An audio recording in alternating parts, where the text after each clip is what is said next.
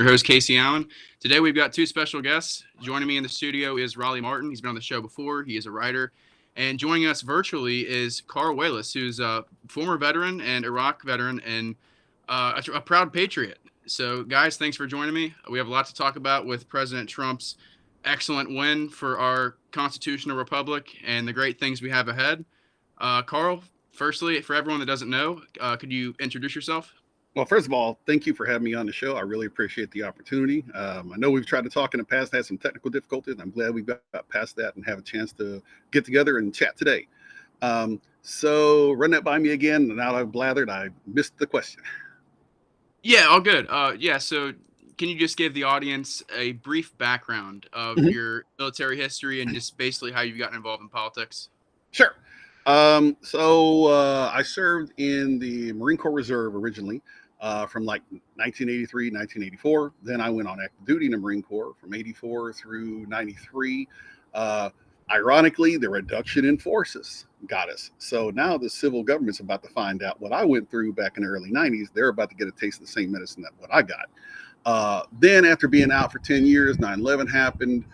Uh, it was a bit of a fight to get back into the military. I ended up having going through the Texas Army National Guard. We got called up, deployed to Iraq. And while we were over there, they asked for volunteers to go on active duty, which I did. So we came back, trained right back up again, went right back over to Iraq again, ended up in the Battle of Ramadi, probably the most consequential battle of Operation Iraqi Freedom. And then came back and continued with my career until I became injured and started to have some degenerative problems due to all the wear and tear on my body, the military, all those years. Keep in mind, I was about 20 years older than my peers at that point. So I'm sitting here running around doing combat things and I'm in my 40s. So that took a toll on my body. And then at the end, I was forced into medical retirement with less than 3 months left before I would have got to my 20-year mark. And that's a whole big old thing that maybe we can get into later on. That's a standalone story by itself. But long story short, I am now in federal court, and the government now has to either come up with a reason why they cannot give me my retirement or give it to me. So I just need for them to hurry up and do it instead of stalling this. But we'll talk about that sometime later. Yeah, that's a very interesting story. And based off of what you've seen so far and you've experienced, do you think it was necessary for us to be in Iraq? Do you think that was a valid purpose and a strategic interest for the United States, or was that some sort of warmongering, maybe some excuse for the people to profit billions? Well, let me put it to you this way. I recently wrote a Zeke that kind of was new for me. And basically what I said is that I ended up serving in their forever wars because I did it for patriotic reasons, not knowing the military industrial complex was hiding behind those patriotic reasons. So do I feel duped in the serving? No, because I gave it that freely and I did it for my country. Do I feel like it was justified going into Iraq?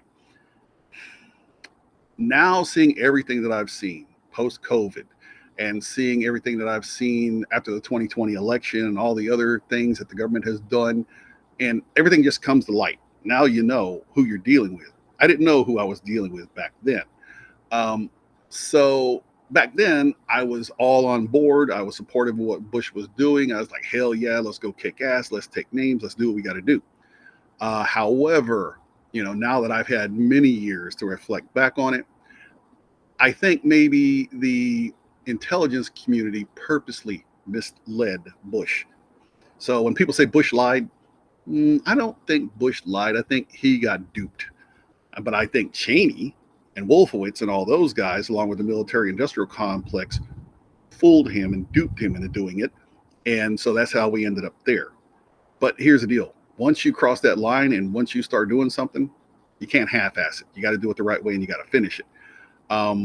We did finish it. We freaking won. I was there. We won. But the problem was Obama had a campaign pledge to fulfill, and he haphazardly and ill-advisedly pulled us out and didn't leave anybody behind. And that led to the rise of ISIS. So now that Obama finally got his head out of his butt and put a small force back into Iraq and stabilized it, I think that we now are going to be there for a while, and that it does serve a strategic purpose at this time. I don't like how we got into it. I don't like all the manipulation to make it happen. And believe me, I saw plenty of stupid stuff go on while I was over there. However, I think we have finally found that right sweet spot to be in. And I think for now, it serves a purpose. However, upon further examination in the future, if that does not continue to be the case, I will definitely be the first one to say so. But I think what we're doing right now is just the right balance. Yeah, and the reason why I asked, because I think that's a pretty interesting perspective when you talk about how President Trump could potentially stop the wars in the Middle East, and Ukraine and Russia, our very border, and the Mexican cartels. So, from my understanding, did you vote for Trump? I know you're a big Vivek or was it Vets for Vivek? I believe the organization you're part of. So Yeah. I think you're part of the conservative movement as well. Yeah, Vets for Vivek was actually a coalition that Vivek in his campaign began, and I was just, a member of it, but I was just a very outspoken, enthusiastic member of it, let's say. As far as who I voted for, I wrote about that also. So what happened was I had determined that I was going to ride in for Vivek. I live in Texas, okay? We're red. He's going to win no matter what. So for the first time in my life, I felt like I had a chance to cast a vote for somebody who I wanted to vote for, instead of voting against the other guy by voting for whoever I'm voting for. So when there was the assassination attempt on Trump in Butler, I made an announcement that day that out of unity and support that I would vote for Trump. So I kept that pledge. And so when I went into the voting booth, I had the opportunity, I had the ability, I could have written in Vivek, and it wouldn't have mattered. Nobody would have known. But I kept my word and I kept my honor. And the reason why I did that is because Vivek was probably Trump's most vocal and efficient and worthy, what's the word I'm looking for? But he was the person out there really making sense and making things happen for Trump. And the one thing he kept repeating over and over and over, vote Trump. So I took that as a personal message. I mean, I know he wasn't talking to me. I'm not crazy, but I know he was talking to everybody. And I took that message upon myself to say, he said, vote Trump. I'm going to vote Trump. And so we'll give him a chance and we'll see what happens. He's got a mandate. He's won both the House and the Senate. He's put together a phenomenal cabinet. And it's kind of hard for him to repeat the mistakes of the past of what he's got in the present. Yeah, and that's partly what I want to ask both you guys about with Trump's cabinet picks. Obviously, his first time around, there were many mistakes that were made, you could argue. And I think that this time he has taken a bit of a different direction, although I'm somewhat critical of some of the picks. I want to see what you guys think about this. Roleigh, what do you think about Trump's cabinet picks overall so far? Well, let's just start with where Carl ended. Nice to meet you, Carl. Very nice to meet you, sir. I just got done listening to the full unabridged audiobook of Truths by Vivek. It's a great book. Did you read the book?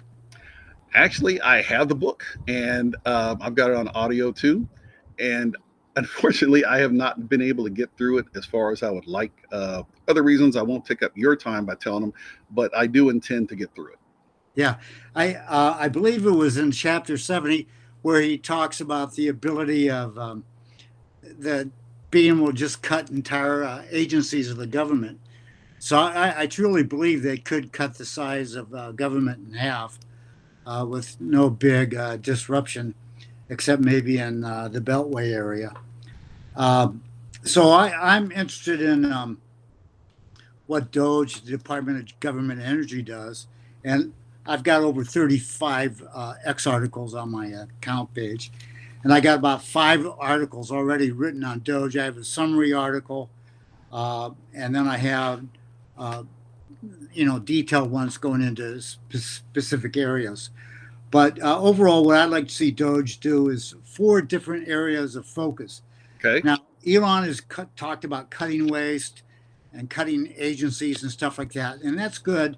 He talked about, we can reduce $2 trillion in expenditures. Well, if they do that, it's a big failure.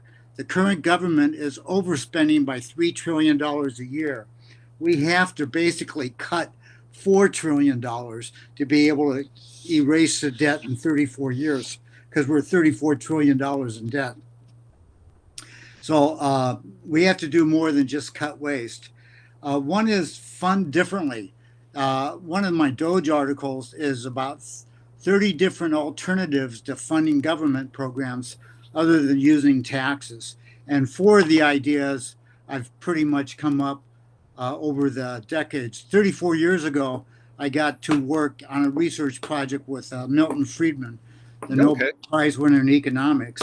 And I had proposed an idea for a national interest project level stock market where you would get a guaranteed, say, 15% dividend if you bought stock in a national interest project, which was funding like NASA or the National Science Foundation. And if you bought the stock, you get a 15% guaranteed dividend if you left the stock alone for 5 years. You got no guarantee on the principal. And if that money's locked in for 5 years, the project could borrow like $2 for every dollar they get in stock. So that means that the stock is only representing about 1/3 of the project cost. You're guaranteeing a 15% dividend. So that dividend guaranteed is only about 5% of the project costs. Now, initially, I proposed doing it by taxes, that guaranteed dividend. Milton Friedman suggested getting the government out completely. So I came up with an alternative, which is like a triple value tax deduction. Like right now, you can either get a tax credit or a tax deduction. Tax credits are almost hardly ever used. So tax deductions is 99% of what's used in taxes to divert money to a social cause. But a triple value deduction has never been proposed, not even a double value. But that would allow you to deduct $3 of taxes if you donated $1 to a charitable purpose. Well, imagine that we were funding space projects like a Mars colony, something I think Elon has an interest in. That's going to cost billions and billions and billions of dollars to do that. But just imagine that you could get a 15% guaranteed dividend. In 4.8 years, you've recovered your stock purchase price. So the stock could, the project could totally go bad, but you at least get your money back that you put in. And the government's only basically at risk somehow indirectly through the loss of tax revenue of a diverted tax deduction of 5% of the project cost. So I got 2 articles on that. The 4-page type letter I got from Milton Friedman's on it involved in suggesting ways to improve that project. So that's a pretty interesting thing. Can I say something real quick? I just want to say I really like your idea because now you're talking about a stock instead of government bonds, not T-bonds. You're talking about a stock so that you get a much better rate of return. And I like that. So that's a really good idea that I like there. I got some other ideas about taxes and nonprofits, but I just wanted to tell you how much I like that idea that you're talking about right now.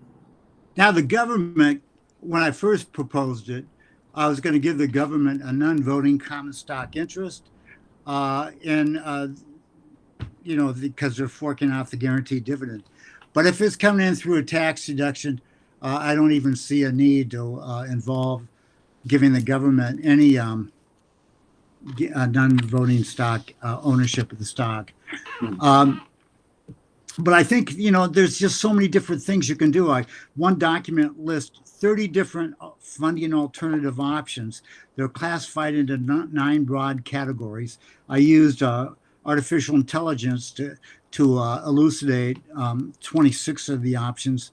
4 of the options I came up with my own things, like the idea of a privatized education mortgage to replace education, so that instead of you having to pay for your kids' education or the taxpayers having to pay for it, you take out a education mortgage, and you could have a triple value tax deduction to help fund that a couple of decades before people were able to start paying back on the mortgage, because the proposal is you don't start paying or growing interest on the mortgage until after you've gotten out of college or high school or trade school or whatever.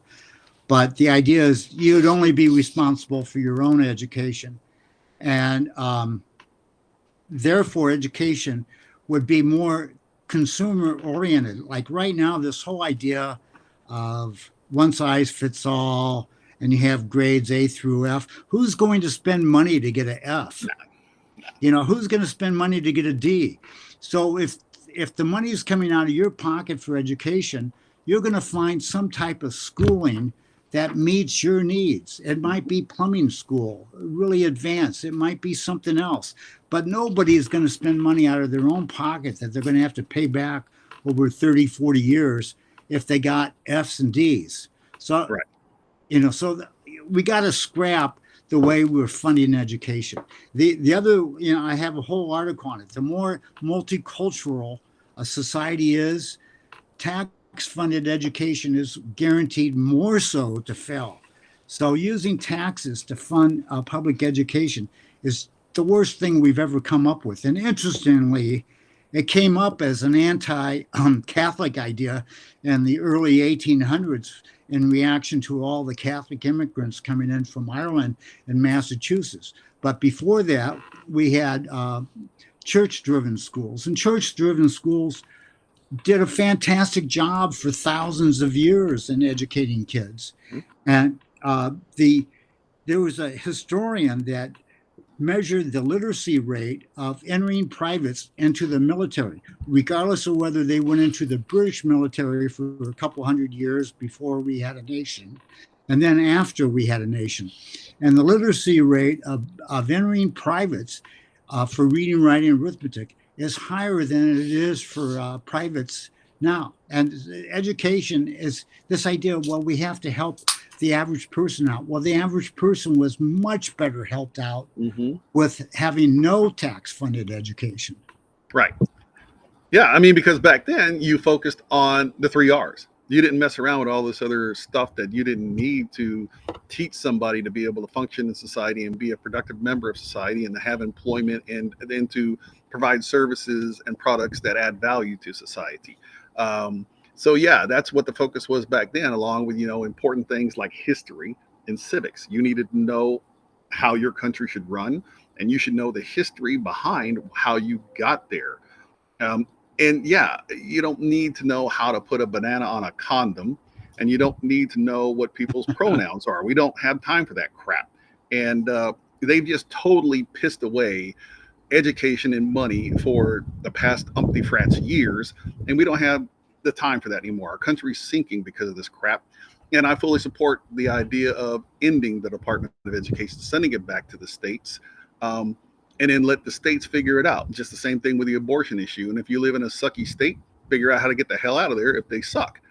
That's all I can say. And I know that, people will say, well, what about the working poor? They can't do. Look, dude, I used to be working poor too. You figure it out one way or the other. Either you sit there and take it, or you stand and you fight it, or you move on. And so, yeah, I'm fully with you there on the education stuff. As far as tax stuff, I'm kind of with Vivek on that, whereas I would like to see a flat tax and get rid of all these exemptions. One thing you may not know about me is I'm a nonprofit founder. Now, I'm going to be completely transparent here. It only exists on paper. But in getting into it, I had to learn all about nonprofits. I had learned about fundraising, nonprofit governance, this, that, the other, and being involved in a bunch of groups online and seeing how they operate and yada, yada, blah, blah, blah. And I come to figure out that the nonprofit sector right now is a cesspool, and it's really an undercover arm of the government. Now, I'm not talking about your small mom and pop, nonprofits that are trying to do something to help out in their neighborhood. But really, I think nonprofits should not be tax exempt anymore, and that includes religious organizations. I think everybody should pay a simple flat tax. We can figure out what the rate's going to be, or we can even have an adjustable rate depending on what the economy is doing. So that's how I feel about that. But it doesn't mean I'm not open to other ideas. I'm just some dude flapping his mouth, and I'm no expert on it. Well, I agree with you. Yeah. If they had to pay taxes like the rest of us, they might start using their research talent to think of ways of funding without using taxes. Right. Just like, was it the Corporation for Public Broadcasting? You know, Oscar the Grouch can go get his own damn greenbacks. We don't need to give it to him. Well, I've long thought the most immoral government agency is a public TV and public radio, because right now it's legislators are supposed to vote in a tax thing. So it's a representative government. We vote for legislators and they vote on taxes. But this idea that if I give $1 to a national public radio, that they get to use the forces of the IRS and the police force to go after citizens to get that other dollar, that means that I, a donor to National Public Radio, have given the police the power to go after $1 of matching power. Where did I get the authority as a citizen to use guns to go after $1 from other citizens? So this whole idea of matching funds, there's nothing more unconstitutional or immoral than these citizen matching fund bases. Yeah, we don't have any business in that. We shouldn't be involved in keeping down our fellow citizens in any way, shape, or form. And any kind of system that encourages and rewards that, I just can't get behind that. But here's the problem, right? Is that a lot of times that you got people, they always got their hand in somebody's pocket. Somebody's always somehow, some way profiting from this, and that leads to corruption. And so a lot of these politicians you were talking about earlier that set policy, the problem is that's how you get things like the military industrial complex. That's how you get the legal industrial complex and all these other big donor type organizations. You know, they come out there, they have the money, and they have a way to get in the door. They have a way to get their message in, get their agenda across. But what about me? What about you? What about the common freaking person out here who's just out here busting his hump, working a 9 to 5, and he has no power and no voice? That's not what this country was founded on.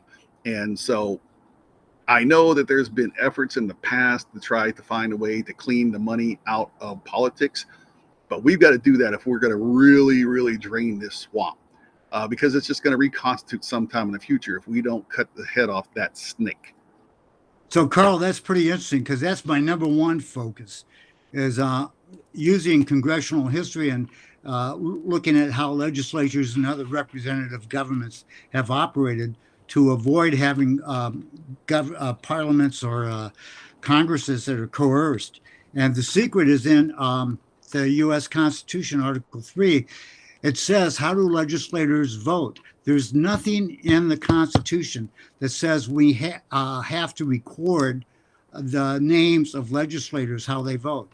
The only requirement is if at least 20% of the legislators want an accurate tally of yeses and nos, that's what we have to record, is an accurate number of yeses and nos. If more than 80% of the legislators, this is all in the Constitution, it's in one paragraph, if more than 80% of the legislators want to hide the tally, let's say it's 98% one way, and they don't want to, record the tally at that point, then they just say the ayes have it or the nays have it.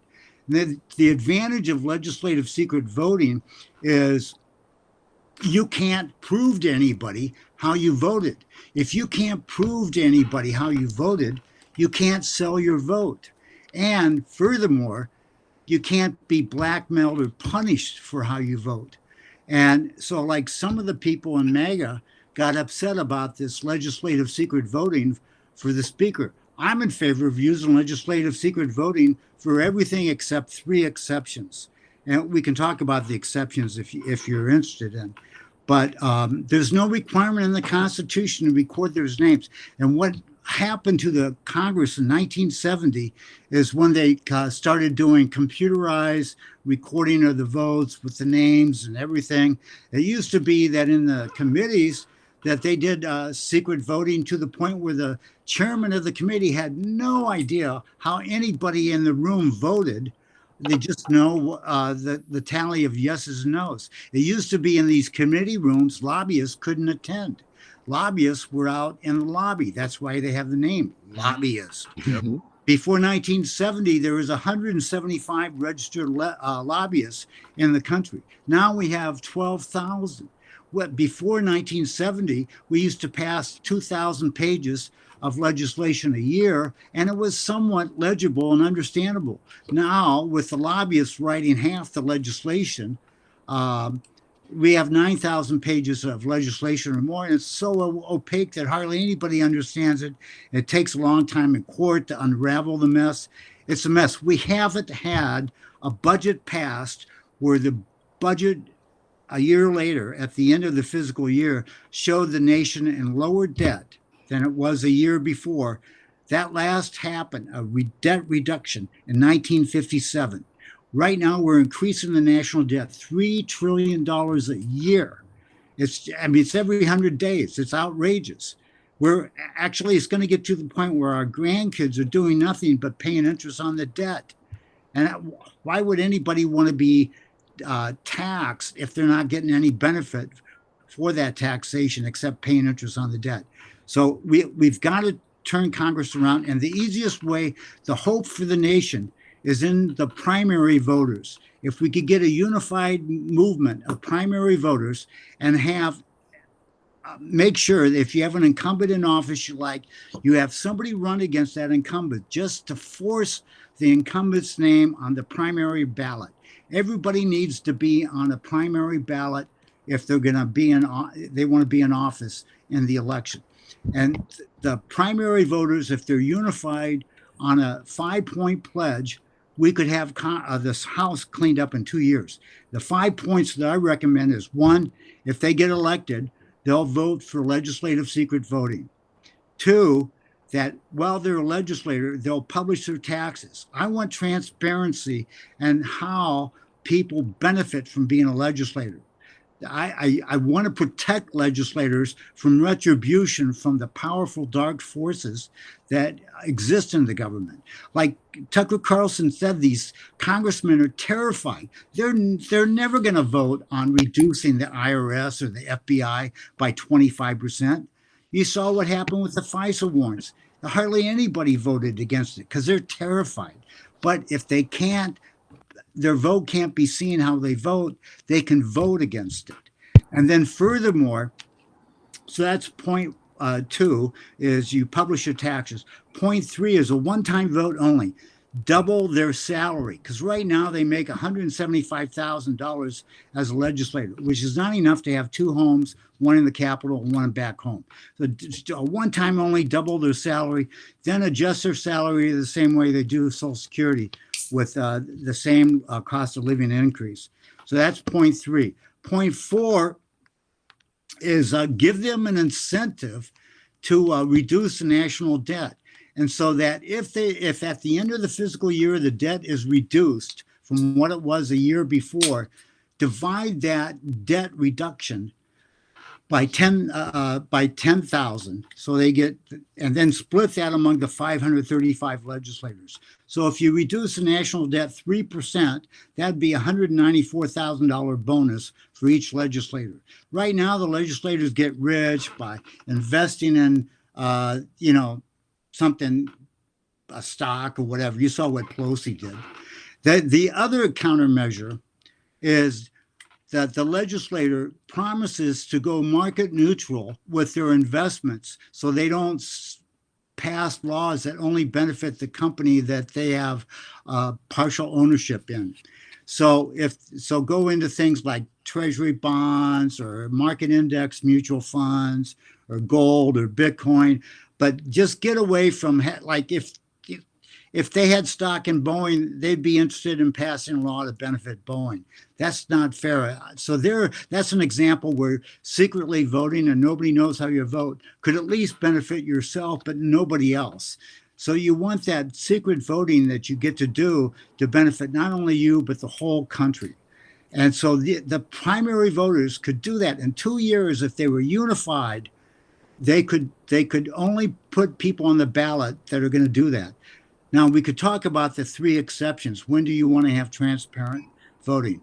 If they're going to declare war, I think we need to know their names because you're putting people's lives on the line. So I think the declaration of war needs to be transparent. The other one is after that one-time doubling of their salary, if they're going to vote to increase their salary, that needs to be transparent. And the third thing is, if the president is going to be impeached, I think your name needs to be reported on that. Those are the 3 that I can think of need to be transparent. But otherwise, I see no reason to have transparent name recorded voting at all. Well, let me ask you if I may, and I'm just playing devil's advocate here, right? So how do you answer those who will say these 2 things? Number one, as it was ruled a couple of years ago, where corporations, organizations, they're basically the same as people. They have First Amendment rights. They have a right to lobby. They have a right to go talk to the legislature and to peddle whatever it is that they're trying to peddle to them. And for those transparency purists who want to see transparency in everything that the government does, what would you say to those people? Okay, well, if you're talking about the Citizens United Supreme Court ruling, and to undo that, they would have to pass a constitutional amendment. And my philosophy is try to get the most positive change done without having to pass any laws.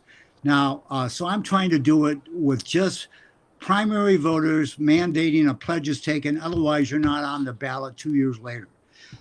This ability to split 1/10,000th of the budget, the debt reduction, and split it among the legislators, that would take a law. But since every legislator is going to benefit, and if they see that the public is behind it, that would be the easiest law in the history of the United States for the Congress to pass. So that would not be a tough law to pass. So, the last time we tried to pass a constitutional amendment was the Equal Rights Amendment. It got nowhere, So that's why I haven't gone down the avenue of trying to undo Citizens United. The other thing is transparency. If you know how they vote, so does the CIA, the FBI, the deep state, the deep medical state, Pfizer. They all know how you vote. Do you think they're already tapped and know what the hell they're doing already? The CIA and all this, they know. You want to take away the number one enemy that the powers of corruption has, and their number one weapon is knowledge of how you voted. You take that away from them. Well, I hear you, but on the other hand, I know just how devious they are, especially since the passage of the Patriot Act and the continuation of reauthorizing it and the FISA courts and all the corruption going on there. It's not as if they aren't harvesting all the phone calls and everything else, and that they can't get a good idea how somebody's going to vote anyway. And I'm not poo-pooing you. Instead, I'm pointing out just how overreaching and overbearing the federal government has become, that they routinely spy on Americans and our politicians. And so it just concerns me how much you can keep private from them. Okay, so here, this whole idea of legislative secret voting, I have one article about U.S. history. We used it up to 15% of certain historical periods. But the best example of legislative secret voting was in the new nation of Italy, which was about 1848, is when the different states of Italy unified into one nation. And the Constitution required legislative secret voting as the final vote on all bills. And so from 1848 until the Nazi-controlled fascists took over Italy, they used what's called voto secreto. I'll explain it. For 22 years, when the fascist government overruled Italy, they wanted the parliament to vote the American way, where the powerful deep forces could see how they vote and they can coerce them and corrupt them. So for 22 years, they had to go back to transparent voting. Then after that, they resumed voto secreto, but unfortunately in 1988 it ended, and that's a strange story. The article spends quite a bit of time on that. But the way they did secret voting was really cool. So you know what a pottery vase is with an open neck, urn? Mm-hmm. Yeah.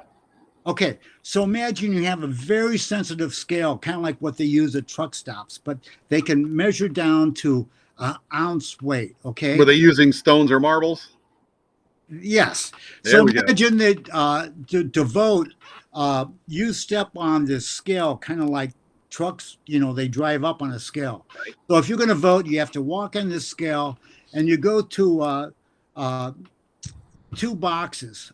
One box has a bunch of heavy objects that look like a dice. It's a cube, okay? Mm-hmm. But it's like not solid lead because that's toxic, but something extremely heavy. Right. It's small enough it could fit in your palm and be hidden, okay? Mm-hmm. And then the other ones would be heavy marbles, like, steel marbles. So you got either a sphere or a dice, okay? Mm-hmm. And you pick up one dice and one sphere, you put it in your pocket, okay? Now you got two little objects that can be weighed on the scale. And you stood on that scale, let's say it's 1 ounce apiece. You've increased the weight of your body and the two voting units by 2 ounces. Now you go up to the voting urn and you have a discard urn. Now you're holding on to the object that you want to represent yes. Let's say the circle the sphere represents yes and the dice represents no. You hold in one hand what you want to drop in the vote urn and the other one in the discard urn. And your vote is done and you step off the scale and you're the same weight as you were before you stepped on the scale. And you can't put, two different, if the urns are weighed too. So if somehow you had an extra, let's say the sphere represented yes, you couldn't put in 2 yes spheres into the thing because the scale would detect that you're cheating. And if you cheat, you would be, what's it called? Rejected from the Congress. Right now, there's ways of being kicked out of Congress.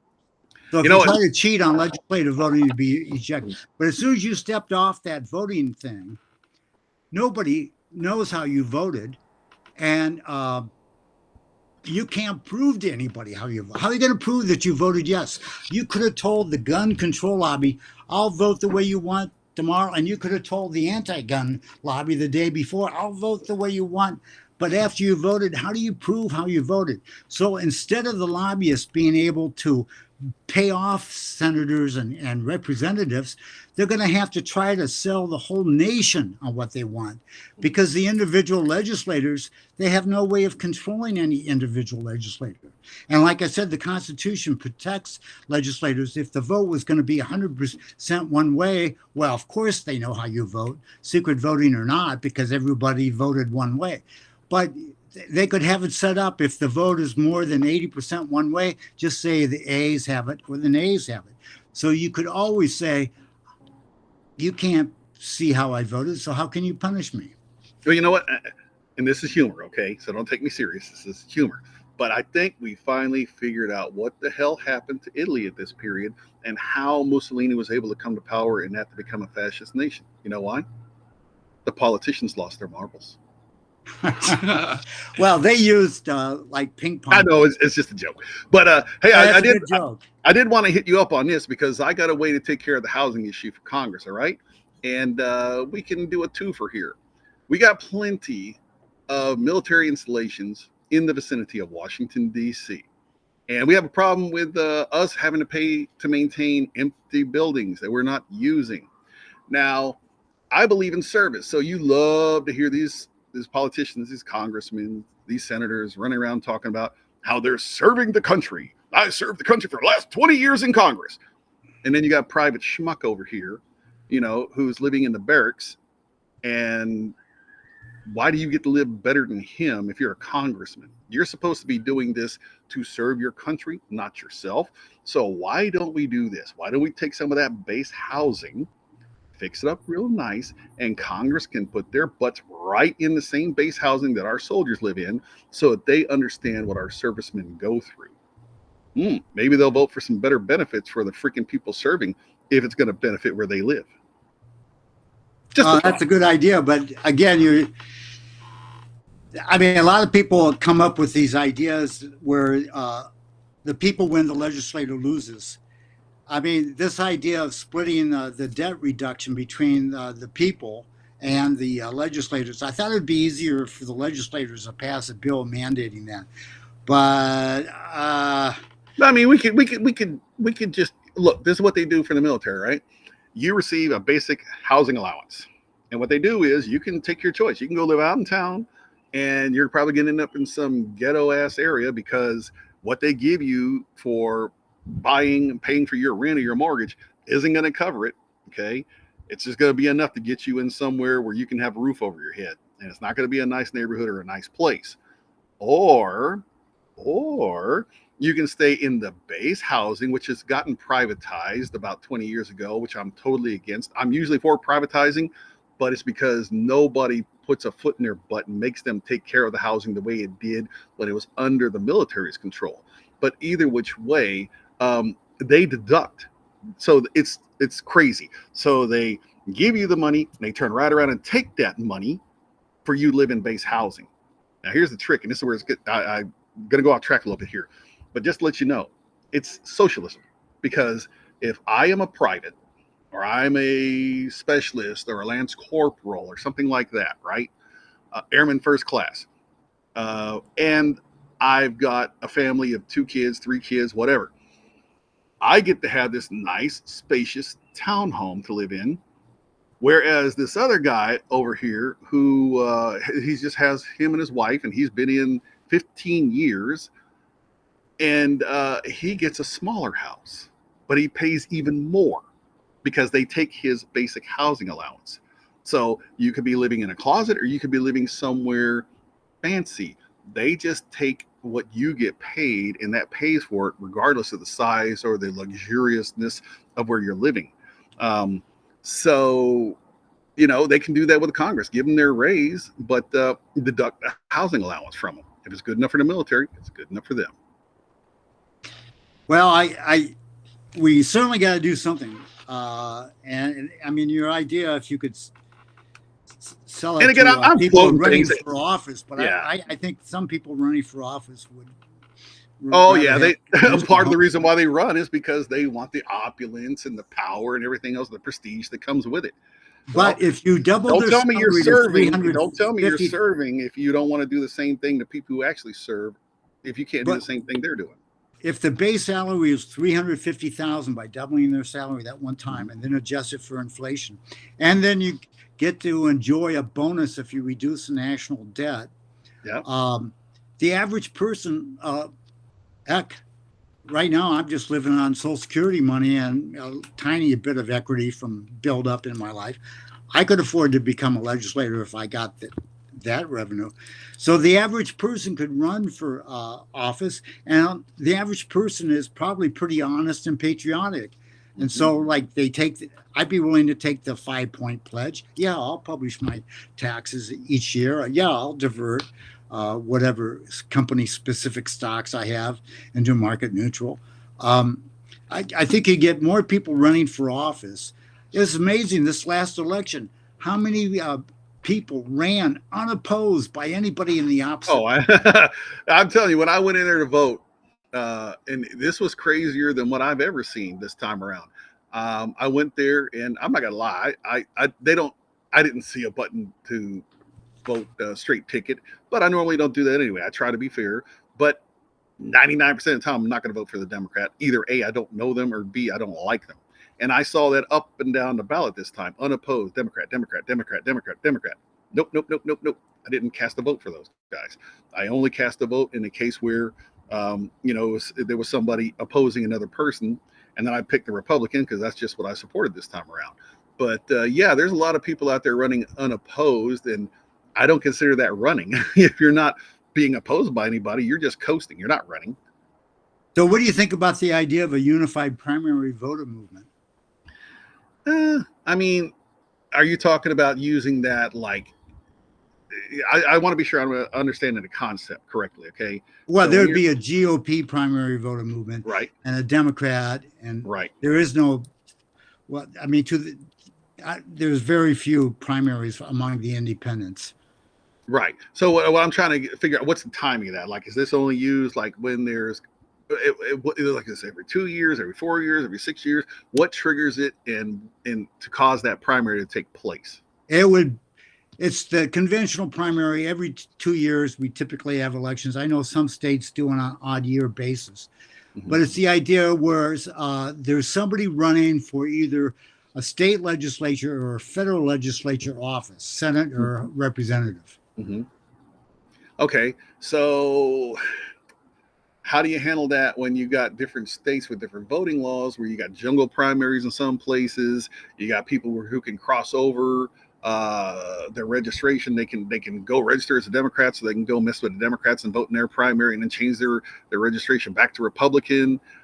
These kind of things. How do you get around that? Because the states are going to cry foul that you're interfering in their elections. The pledge that you want candidates to take has nothing to do with politics. You just say that you're going to advocate legislative secret voting. You're going to publish your taxes while you're a legislator. You're going to do that one-time vote to make the salary livable for the average person who only lives on the legislative salary. And then you're going to divest your stocks from company specific to market neutral. And then if there's any budget reduction, you're going to split 1/10,000th of it among the legislators. So there's nothing political about it. The Democrats, if they wanted honest legislation, could ask for the same thing. There's nothing that in those 5 points that are specific for understand Democrats. What that reminds me of a little bit is basically the America First pledge that Vivek had. If you wanted to have his endorsement, you had to meet these things that he said. If you want my support, you have to agree to this. And if you will agree to those things, then I will support you. So you're kind of like saying that's the same thing, but more toward like the whole party, for instance, for those primary voters to determine it. Are you saying you can't even get on the primary ticket unless you agree to that? Or is it a voluntary thing? Well, it's okay. When you go to I've voted in many primaries, including this year. And like Representative Thomas Massey represents the congressional district I am.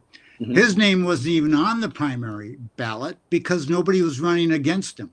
So Massey doesn't have to come to the primary voters and pledge that he's going to do this, this, and this to get their vote again. So the primary voters have no control over what Massey does or not at the primary level. Okay, so how do you compel him to take the pledge? Because if somebody files to run against him, just say, hey, I'll take the 5 point. I got you now. So you can have any Joe, Larry, Mo, Schmo go out there and run against him and say, I'm taking the pledge. And that way they get on the ballot. But they'll get on the ballot. And that means that the incumbent has to come and tell the primary voters that, yeah, I'll go along with this. And the primary voters will say, we're going to, if 4 or 5 people take the 5 point pledge, then you're going to vote for the one you like the best among those people that took the 5 point pledge. So basically what you're doing is you're creating canard candidates.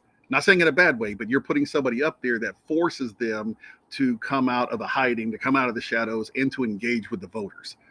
And by chance, maybe you'll have one of those populist people out there who doesn't have a pot to piss in win. And now we got the government back in the hands of the citizens and not the career politicians. Yeah, just like in New Jersey when that truck driver ran for office. Yeah. You remember that about 2 years ago? Yep, sure do.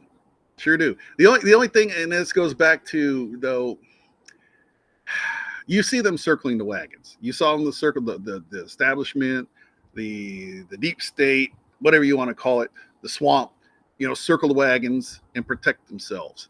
And they are so entrenched and so powerful. I'm not naysaying. I'm just trying to be honest about, you have to understand the enemy you're facing. And I'm not calling other Americans enemy. This is just colloquialism. Okay.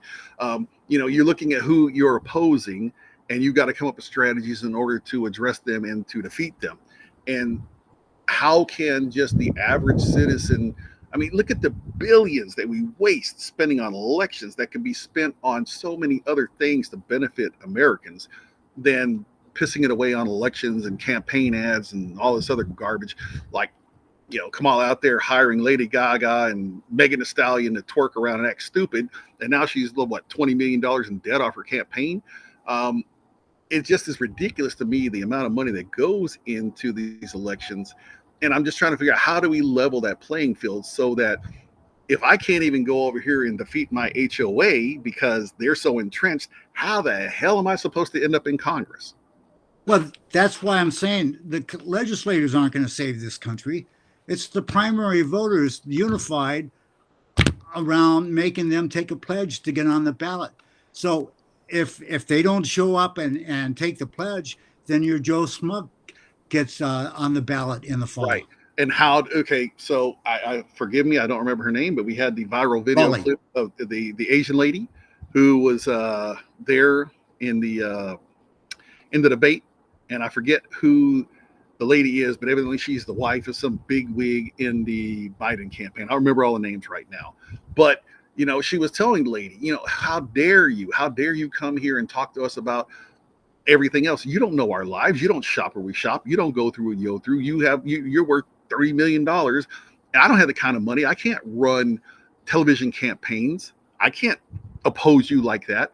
And in the end, even though she was the hot ticket, she just didn't have the money to get her message out.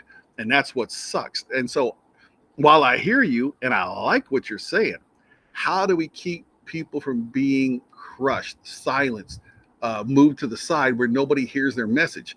Unless I'm standing out in front of, the highway, basically naked with a sign up saying, vote for me. How am I going to get somebody's attention if I don't have the money to compete against Massey, who's got all that kind of money sitting in his pocket?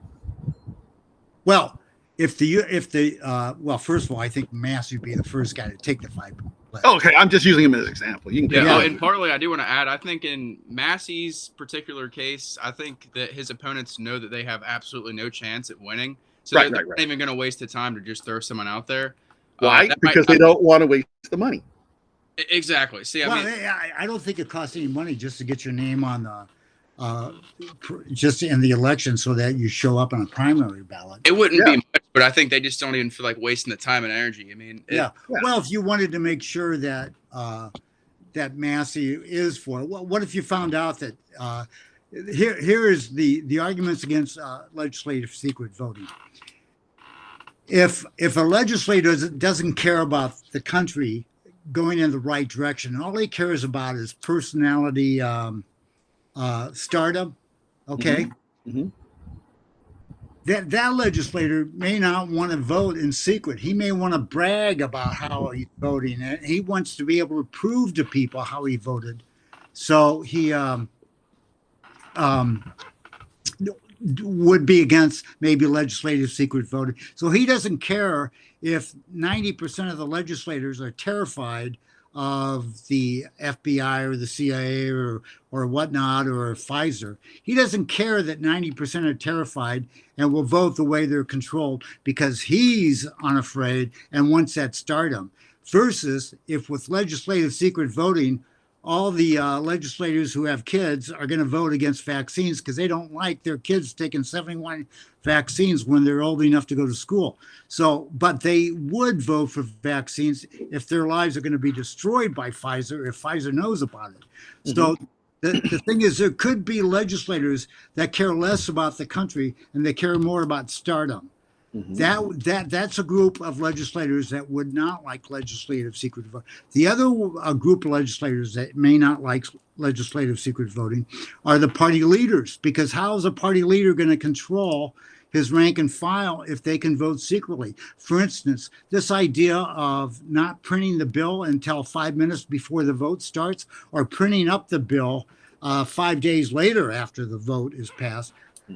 You got to Under pass legislative secret voting, people could vote no, no, no, no, no. You could get a 99% vote because they don't like the rush voting. But the party leaders, they want to be able to rush the voting a lot. But with secret voting, there's going to be no party line discipline when the party leaders are abusive. Mm-hmm. Yeah. And so let me ask you this. So kind of backtracking a little bit to the same thing where I was getting at earlier, where it's a dual-edged sword that I see. And again, I'm not opposing what you're saying. I'm just nitpicking and trying to say, okay, how can we figure out how, maybe we can implement or answer these questions, or maybe we can improve something. And so again, just like they could deceive the lobbyist and say, oh yeah, I got you, bud. I'm going in there right now. I'm going to cast a vote for you, and we're going to do that, and go in there and plop hell. No, I'm not doing that, you idiot. But what's to stop them to saying, I'm all for you. I'm fighting for you. I fight for you every day, and I'm going to go do what you need me to do. And they go in there and they vote whatever way they want, probably maybe in opposition to what you wanted them to do. And then they come out and say, that's right, I did it. I voted for you, the American people. When they could be lying through their butt. If they can deceive the lobbyists, they can deceive the voters. Okay, but how do they prove to the lobbyists they did what the lobbyists want? They can't. Okay, so why is the lobbyist going to pay them, but not all legislators? What entitles a lobbyist to get paid off? Because then they'll. I'm not a lobbyist, a legislator. Okay, yeah. If I were a lobbyist, I would just look for a different avenue. You always look for the path of least resistance. So if you cut me off from going directly to the politicians, then I'm going to start buying airtime, and I'm going to have Hollywood, and I'm going to have all these actors and all these singers and all these artists, like they just did for Kamala, and I'm going to go out there and run a psyop on the voters and try to get them to push the politician to vote the way that the voters want, but the voters were fooled into doing that, if you know what I mean. But how do you, like, let's say you convince the public, you vote for this Boeing bill, or everybody goes bankrupt, and the legislators think that the Boeing is no longer safe, that the planes, blow up the minute they've gone off, and so they vote against Boeing. How do you know which legislators to punish? What do you vote everybody out of office? No, I'm not saying punish anybody. I'm just saying that influence is influence, regardless of which way the influence gets in the door. It just needs to get in the door. It can come in the front door, the back door, the window, any other way. And so if I can't influence the politician directly through corrupting him and giving him money, or offering him campaign funds so he can be reelected and be a career politician instead of being a citizen politician, do your job, do your part, get the hell out, go back home.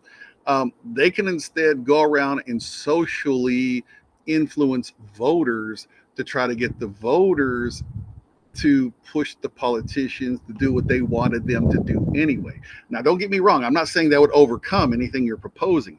I'm just saying there'll still be money and corruption. They'll just direct it in a different direction. And let me just add a quick point to that. Actually, it's pretty simple, or not simple. I'd say it's different when it comes to like media nowadays. My generation, I'm Gen Z. And what you saw with what Trump did very well is he was able to get the generation of streamers and live streamers. And we saw what Kamala did. She was paying all these damn influencers to peddle her message. And many of them turned her down. I mean, obviously, the degenerate ones did accept her. We know who they are. Megan Thee Stallion. Don't even have to give them the recognition of their names. But I mean, no more than that. But essentially, like what Trump really did is he's able to socially engineer the younger generation to say, oh, okay, I want to be, I see Aiden Ross, Jake Paul. I see these younger guys that so clearly want someone like Donald Trump around. And that could be a possible way without corrupting someone that you could socially engineer. And we're going to continue to socially engineer in a good way for, the future generations. Right. Well, and they even admitted, their campaign admitted that was the problem, is that they thought conventionally, whereas Trump listened to the advice that he got and he went directly to the younger voters. He went on the podcast. He went and talk to those people who could influence them. Now they realize they got outflanked. They've already said that. Carville said it, and everybody else has said it. We got outflanked. Trump beat us on that. But don't think they won't learn that lesson and try that again in the future in a different way. So it's just a constant evolving thing, no matter what you do. But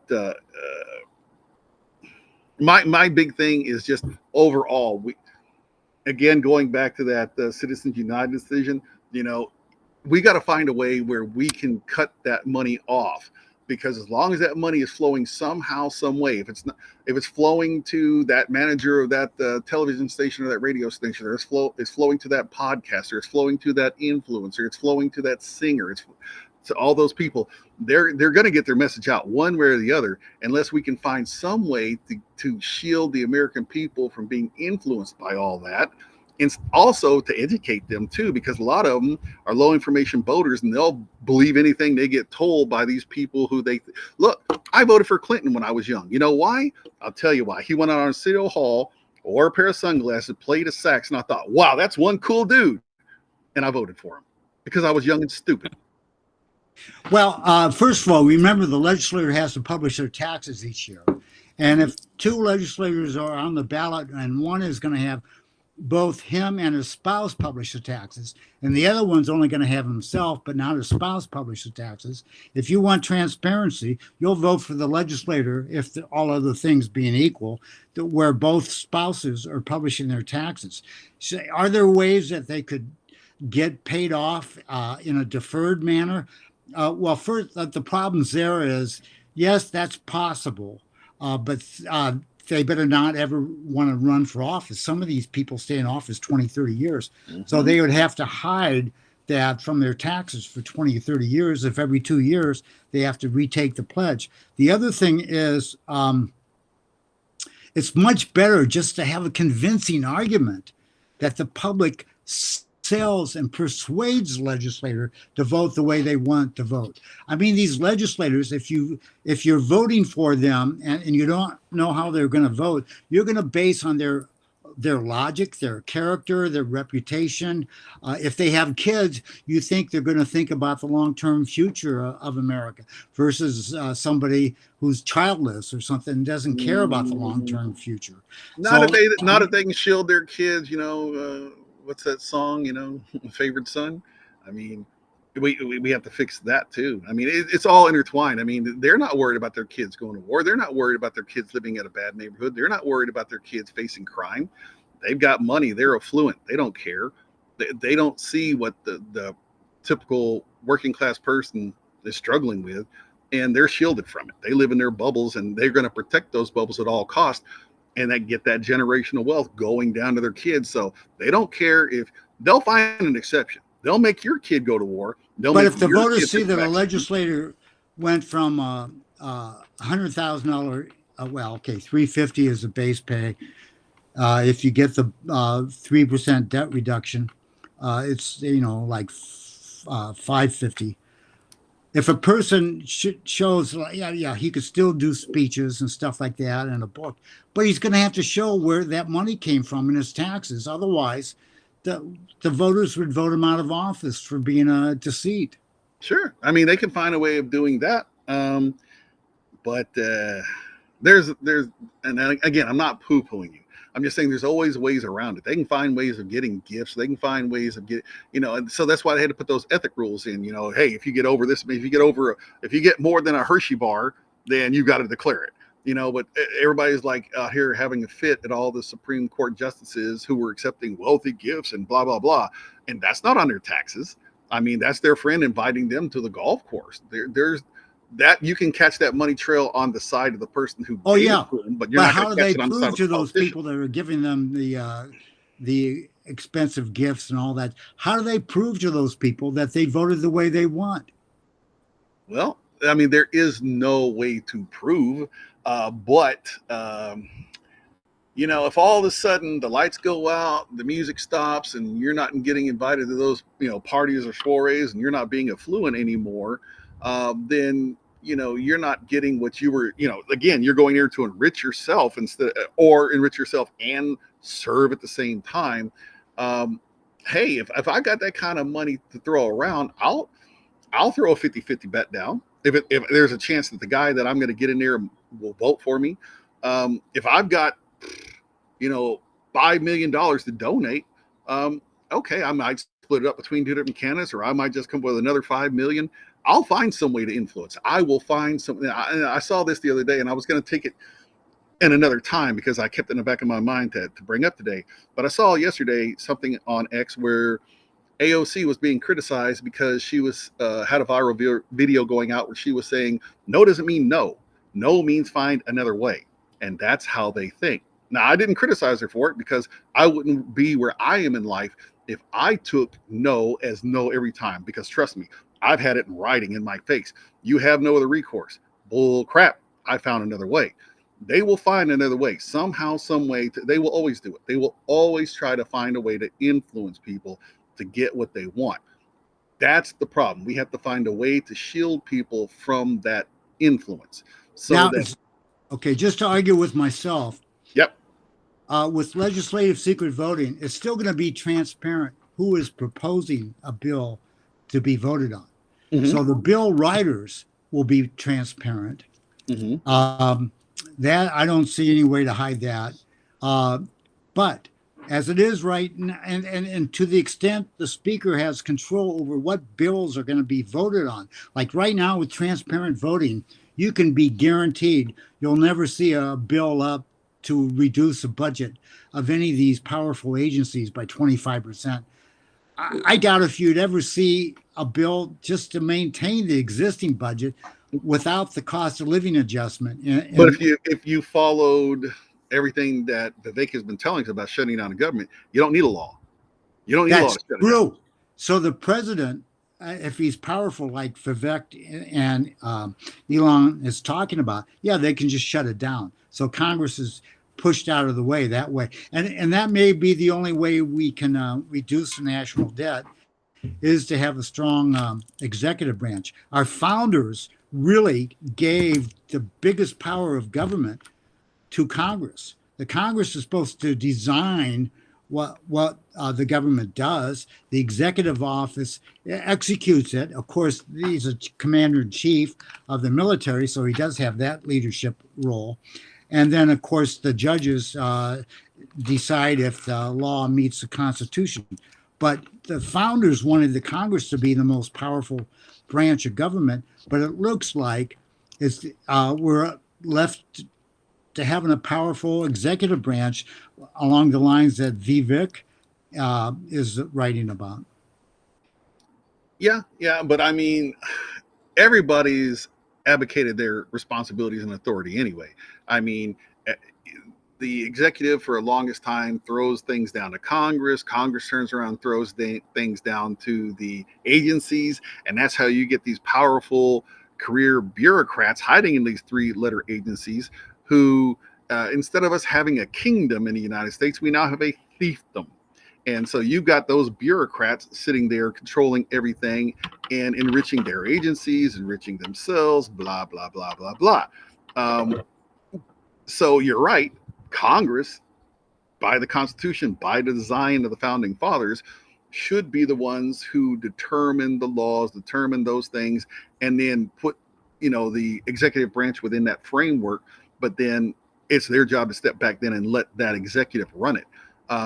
And right now, all you got is just everybody throwing up their hands, blaming each other. Nobody's taking any responsibility. And it's nothing more than info wars back and forth and everybody trying to win their battles in the media and influence each other, and millions and billions of dollars flying back and forth to do it. And it's just ridiculous that if like I said, if we could find some way to get it to where, like Vivek does, where he can go out and he can talk to people, he can get their message through to people like Trump did this past election, go out there and talk to the people directly and get rid of all these idiots who ganged up against him. MSNBC, CNN, some people claim Fox, all these other people who come in and try to convince you that what you're seeing with your eyes is not what you're seeing, and to get you to vote against your own interest because diversity, because we have to save democracy, and all these other things. But it's not really the truth. It's not really what needs to be done. but they're trying to influence you to think something else so you'll vote the way they want you to vote. So I got to just say, I really, the most fun and discussions a person has is when you have a person acting as a strong counterpoint. Mm-hmm. And so you've been extremely excellent. But let me ask you a personal question. Sure. If it was up to you and you alone for how Congress votes, would you be in favor of legislative secret voting or not? With the countermeasures I talked about, having to publish your taxes and all that stuff. I say that I'm open to it. I say it's an interesting idea, and I would like to hear more. Right now, I hear a concept, and it's pretty well developed, but I have a lot of questions. So I'm not saying. Are you on X? Are you on X by chance? Most definitely, I am. Yes. Okay, so follow me on X, and we can chat back and forth. It's Roleigh Martin with no space. Okay. Handle. I'll do that. And don't get me wrong. Again, I'm just some dude. Really, I am. I'm not some policy wonk. I'm just a citizen. I'm just a disabled veteran. I'm nobody overly special. I just am who I am. And so, in a way, maybe I'm the best person you can talk to about this, because you've got to convince me, the average voter, that this is a good idea. And if you win me over, you win me over. I'm just right now not committed one way or the other. You're right, because I I think the people who are going to save America from a runaway debt, and that's what we got right now. There's a possibility a strong executive can do it. The problem is the next executive could do the opposite. If we get it done by the Congress, it's more likely to be a permanent fix. Yes, and that's what I was talking about with Congress. They've abdicated their responsibility, and they either let the executive branch run all over their playground with all these executive orders, or they kick it down to these bureaucrats and let them run it. And that's the main thing that I forget the ruling. I think it's Tucker or something like that. That recently came out that basically blows everything out of the water. It says all these regulations are unconstitutional anyway. So you throw out all those regulations, and then you kick out about a good amount of those bureaucrats. You're talking about the Chevron. That's it. What the hell am I talking about? Tucker. Chevron, yes, the Chevron decision. And Vivek talks about that. And even before that, I posted it there. His speech, I think it was September 13th, 2023. I forget who he gave it to, where he went into great detail how he would shut it down. And I don't believe Chevron was even final by that time. And he already was going into the code, and he was showing you the different part of the code where it's already in existence, where the executive already has the ability and the power, and not only the ability and power, but actually the responsibility and the duty to do those things. At a minimum, they should totally make it illegal for these regulatory agents to have their own internal judges and trials. That is outrageous. Where they're the police officer, they're the judge, jury, and the executioner. It's just outrageous that they have the right to judge you on an internal trial. Why do they need to be buying weapons and night vision devices and all that kind of military grade stuff? Oh yeah, exactly. By the way, another article that was on the topic for the show, you might be interested. My latest article I used. Have you used X's AI called Grok? Occasionally for a few small things, but I'm not like super big into it right now. Look, I say that because I'm just, a stay-at-home dad. Oh, okay. Busy all the time, so I don't get a chance to really, dig into these things a lot deeper than what I'd like to. So, like the one article is called "Historical Ways the Feds Have Caused States to Change Their Elections," and it's needed even in 2024. That's the title. But the states have done a variety of things to force state governments, the federal government has, like, change it. Some states for a while had age 18 drinking laws. Mm-hmm. And some states didn't require seatbelts and stuff like that. Mm-hmm. Federal government used different incentives to have all the states adapt uniform laws. I'm not totally in favor of. I think if you serve in the military, you should have a right to drink. But in fact, in Italy, if you're in sixth grade or more, you can have a beer. Yeah, what was that French Foreign Legion? They have wine with their lunch every day. Yeah, but I do think we should go for uh, because we're involving federal offices. So if you cheat in one state, you're taking away votes and honest voters in the other state because the senators vote on federal laws. So if you get like there's four states where it looks like they stole the election for the U.S. senator: Michigan, Wisconsin, Arizona, and Nevada. Mm-hmm. Okay, I mean it just doesn't make any sense. The AP news results showed how all these battleground states they shifted to be more conservative by about 6 percentage points in this election. Well, if they did that, how in the heck did they vote for a senator? Okay, so you're talking about the Swiss cheese election. How is it the top of the ticket was Trump and everybody else over here was a Democrat? Yeah. And I am suspicious about the validity of those four Senate elections. I hear you on that, but also remember all elections are local. And so a lot of people, they may hate Washington, D.C., but they don't consider their representative or their congressman Washington, D.C. They consider them local. And a lot of them are also voting, again, for them to bring the pork back to their district. And so they've gotten the pork in the past and they think, well, I'm not going to change horses in midstream if I can, continue to get fed by this guy. Yeah, so, but like, for instance, in Arizona, mm-hmm. they were talking about the Green Party. Uh-huh. Never showed up in the polls of having any influence. And then all of a sudden, the vote count for the Green Party was like 100 times magnified in the official count. This Rachel Alexander on X, she is a ex-assistant attorney general of Arizona and a law journalist and everything. She's been following the Arizona Senate election. And there's definitely things that, it doesn't look kosher. But here's the thing.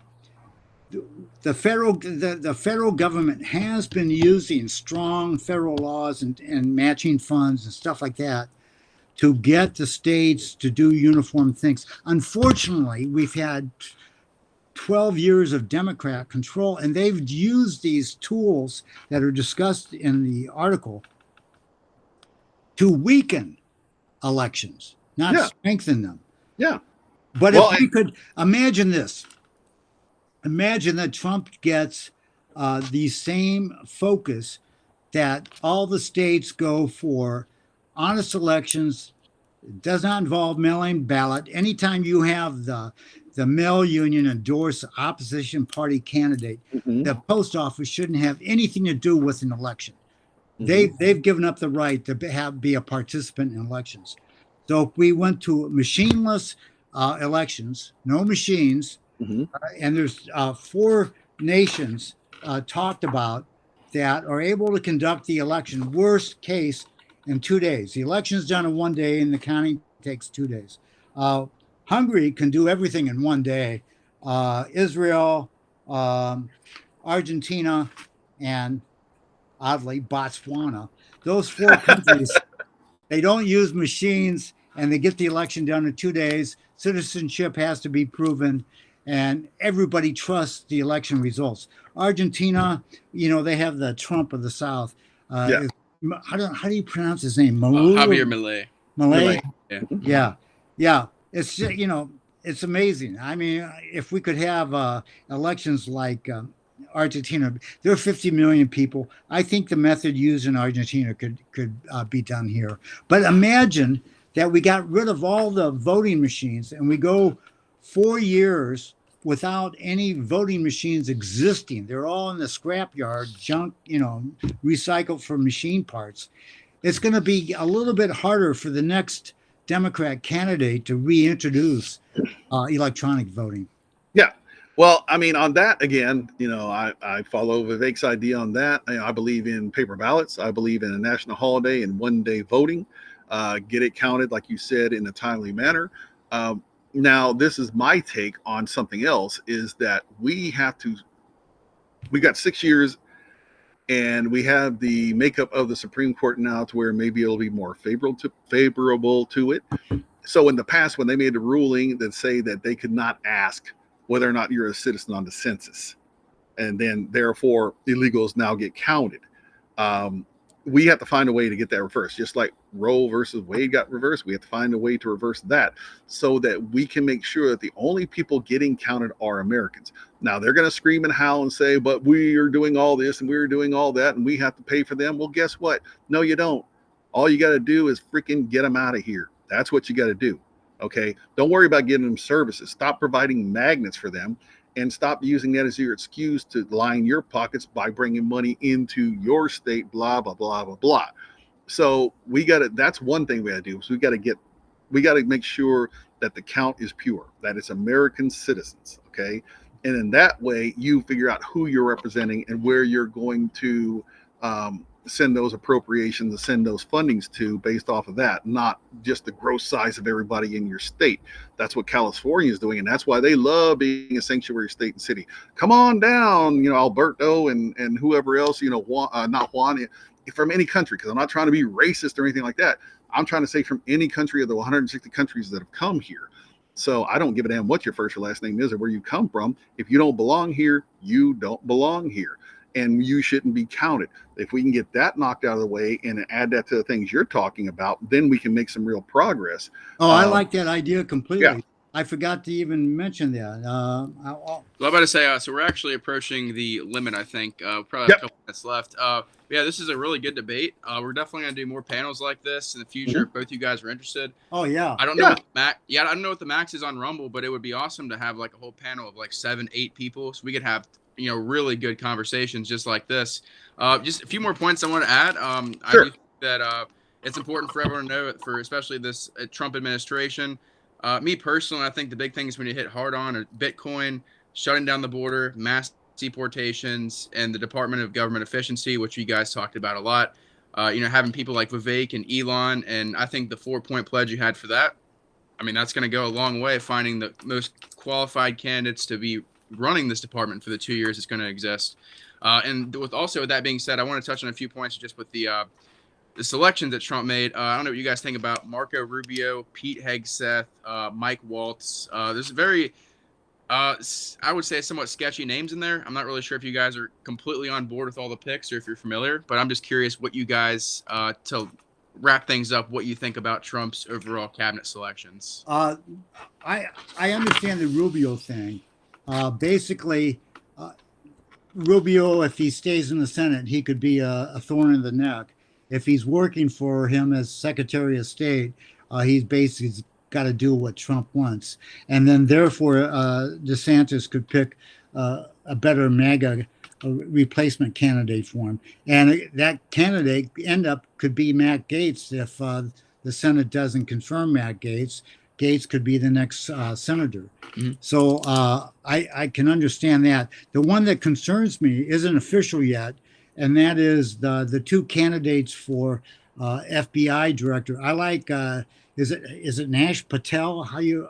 Kash Patel. Kash Patel. Yeah, that's who I want. That other guy, that Mike Davis, whatever his name is, I'm not impressed with him. I'm concerned about that, but all the other selections I think have been fantastic. Yeah, Carl, what do you think? Yeah, I mean, you may have been able to shuffle some of the deck chairs on the Titanic. Not saying it's sinking, but in the end, I think that it's the right team. Maybe the people are not exactly in the exact spots I would want them in, but I think that in the end, when the music stopped and everybody sat down in their chair, I think everybody pretty much landed in the place where they can do the best good, and also take into account all the background things that you got to consider.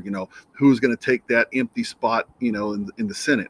Who's going to do this? Who's going to do that when you create these vacancies? The only controversial weakness that I see is Gaetz. Now, sure, the military-industrial complex is already coming after Hegseth any way they can, but I guarantee you I will follow that man to hell and back. He's been where I've been and he's done what I've done, and he knows what he's talking about. We need combat veterans. And I'm not talking about somebody who just went there and so on paper it says they did a combat tour, therefore they're a combat veteran. No, I'm talking about you were on the two-way range and the bullets were going both ways, okay? You have to understand what it really took to secure this freedom, and you have to understand what it's like to be that private on the ground, wondering if what the hell you're doing is worth it, and why are you risking your life? We need somebody with that mindset at the top to make sure that we don't squander those who serve us. Yeah, no, that's really well said. Like I said, I really appreciate you guys coming on doing this debate. We'll definitely have you guys on in the future. Like I said, Carl, Roleigh, great having you guys. I enjoyed it. I really enjoyed it. Yeah. And I'm sorry. I didn't. I was not trying to rain on your parade, dude. I'm just being devil's advocate.